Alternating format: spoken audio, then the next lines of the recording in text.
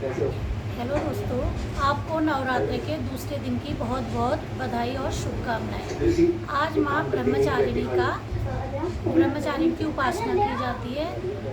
तो माँ ब्रह्मचारिणी की छोटी सी कथा आपको सुनाने जा रही हूँ। जो भी त्रुटि हो क्षमा करिएगा और मेरे चैनल को प्लीज़ लाइक शेयर सब्सक्राइब। माँ का यह स्वरूप ब्रह्मचारिणी का है। ब्रह्मचारिणी का अर्थ होता है तप का आचरण करने वाली। तप का आचरण करने इनका स्वरूप अत्यंत ही तेजमयी और भव्य है। माँ ब्रह्मचारिणी अपने दाएं हाथ में माला और बाएं हाथ में कमंडल धारण करती है और श्वेत वस्त्र पहनती हैं।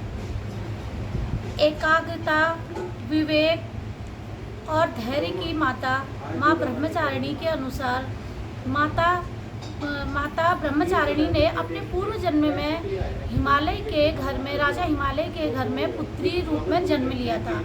ऋषि नारद जी के उपदेश से भगवान भोलेनाथ को अपने पति के रूप में प्राप्त करने के लिए उन्होंने अत्यंत ही कठिन तपस्या की थी। इस महान और कठोर तपस्या के कारण इन्हें माँ ब्रह्मचारिणी के नाम से जाना जाने लगा। 1000 वर्षों तक इन्होंने केवल फल फूल खाकर बिताया और 100 वर्षों तक केवल जमीन पर रहकर साग पर निर्वाह किया। कुछ दिनों तक कठिन उपवास और खुले आकाश के नीचे वर्षों तक रहने के एक घोर कष्ट सहने से 3000 वर्षों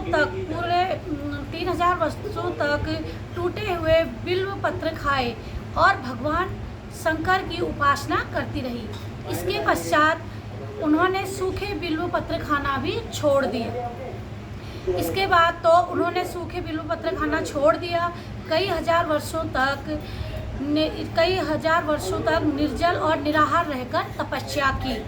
कठिन तपस्या के कारण इनका शरीर क्षीण होने लगा। सभी देवता ऋषि मुनि ने इनकी तपस्या को अभूतपूर्व पुण्य कृत्य बताया और सराहना की और कहा, हे देवी, आज तक किसी ने इस तरह की कठोर तपस्या नहीं की।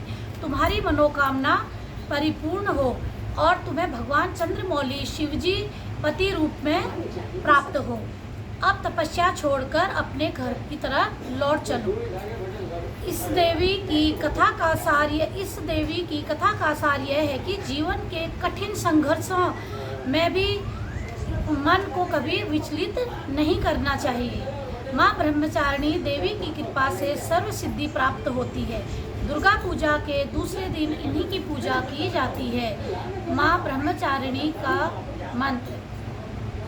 मंत्र या देवी सर्वभूतेषु माँ ब्रह्मचारिणी रूपेण संस्थिता। नमस्तभ्यं नमो नमः। बोले माँ ब्रह्मचारिणी माता की जय।